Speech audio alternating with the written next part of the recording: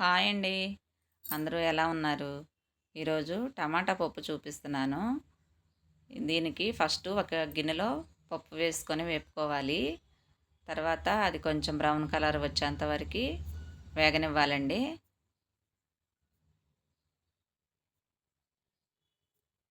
అది వేగిపోయిన తర్వాత వాటర్ పోసుకోవాలి.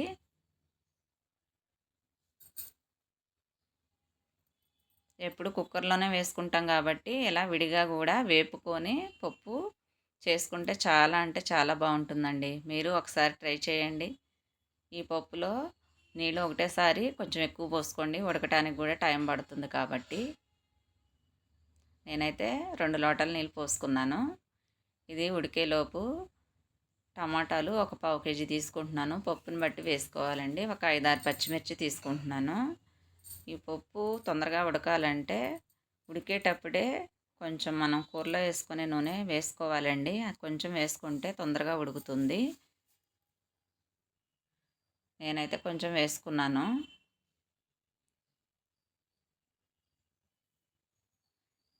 ఇదిగోండి 2 పొంగులు వచ్చేసింది కూడా. ఇప్పుడు ఈ టమాటాలు పచ్చిమిర్చి కట్ చేసుకొని ఒక ప్లేట్లో తీసుకుంటున్నాను. వేపిన పప్పుకి పచ్చిపప్పుకి చాలా తేడా ఉంటుందండి. మీరు కూడా ఒకసారి చేసి చూడండి. ఇప్పుడు ఉన్న కాలంలో అందరూ కుక్కర్లోనే ఉడికించుకుంటున్నారు. ఇలా ఒక్కసారి గిన్నెలో విడిగా వేపుకొని చేసుకుంటే చాలా అంటే చాలా బాగుంటుంది. మీకే తేడా తెలుస్తుంది. ఒకసారి ట్రై చేయండి.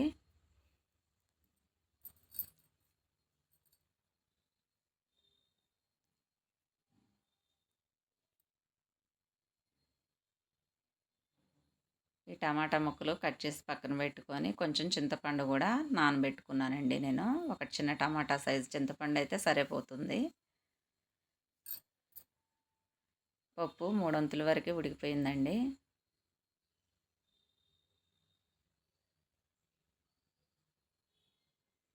ఇది కొంతమంది కొంచెం పలుగ్గానే ఉండంగానే వేసుకుంటారు. మరీ మెత్తగా ఉంటే కూడా బాగోదండి.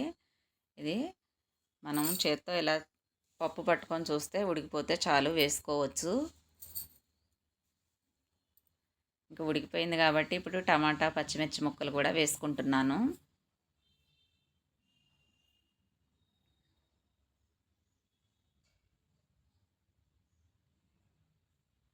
తర్వాత పసుపు కూడా వేసుకోవాలండి, ఉడుకు పడుతుంది కాబట్టి. ఫస్ట్ పప్పు ఒకటే ఉడకబెట్టాను, అప్పుడే వేయలేదు కాబట్టి పసుపు ఇప్పుడు వేసుకుంటున్నాను.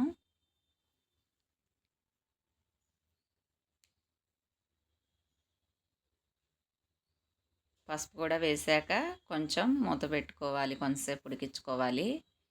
ఉప్పు ఇప్పుడే వేస్తే ఇంకా తొందరగా టమాటా ముక్క ఉడకదు. కొంచెం ఉడకపెట్టిన తర్వాత వేసుకోవాలి. అలాగే వాటర్ కూడా సరిపోలేదు కాబట్టి మరికొన్ని వేసుకున్నాను. ఇప్పుడు ఉడుకుతుంది కాబట్టి టమాటా సగం ఉడికింది కాబట్టి సాల్ట్ కూడా వేసుకుంటున్నానండి. ఇది వేసుకున్నా కూడా కొంచెంసేపు ఉడికించుకోవాలి. టమాటా పచ్చిమిర్చి పూర్తిగా ఉడికిపోయేటప్పుడు కారం వేసుకోవాలి.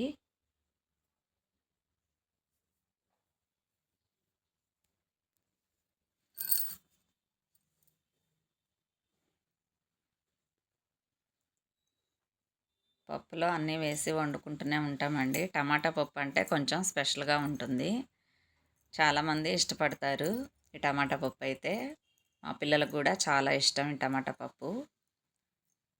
పప్పు ఉడికిందండి, టమాటా ముక్కలు కూడా ఉడికిపోయాయి.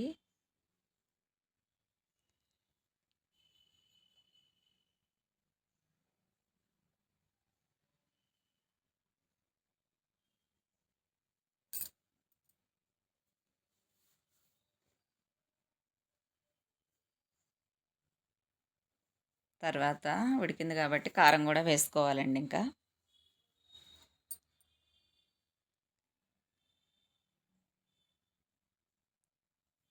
కారం వేసిన తర్వాత మనం చింతపండు పులుసు కూడా, అది చింతపండు ముందే నానబెట్టుకున్నాం కాబట్టి పులుసు వరకు పోసుకోవాలండి. పిసికి ఇది కూడా పోసుకున్నాను. ఇది పోసిన తర్వాత ఇంకొంతసేపు ఉడికించాలి. మొత్తం అయిపోయిందండి ఉడకటం. ఇప్పుడు పప్పు గుత్తితో కలబెట్టుకోవాలి. కొంచెం ముక్కలు ఉంటాయి కాబట్టి పచ్చిమిర్చి టమాటా అవన్నీ కలిసిపోవడానికి కొంచెం సేపు ఇలా పప్పు గుత్తితో రుబ్బి పక్కన పెట్టుకోండి. ఈలోపు ఒక ప్యాన్ తీసుకొని ఆయిల్ వేసుకొని ఎండుమిర్చి, ఆవాలు, జీలకర్ర, పచ్చి శనగపప్పు వేసుకోవాలండి తాలింపులో. జీలకర్ర ఎక్కువ వేసుకోండి. అలాగే వెల్లుల్లిపాయలు కూడా ఎక్కువ వేసుకుంటేనే పప్పుకి టేస్ట్ బాగుంటాయి.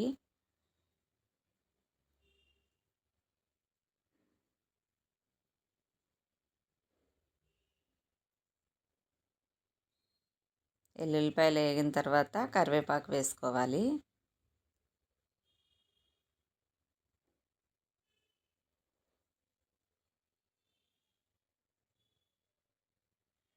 కరివేపాకు కూడా కొంచెం వేగనివ్వండి.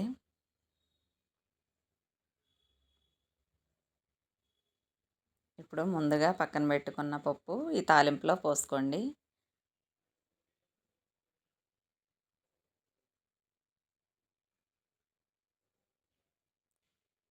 టమాటా పప్పు రెడీ అయిందండి. ఇది ఎలా ఉందో కామెంట్ చేయండి.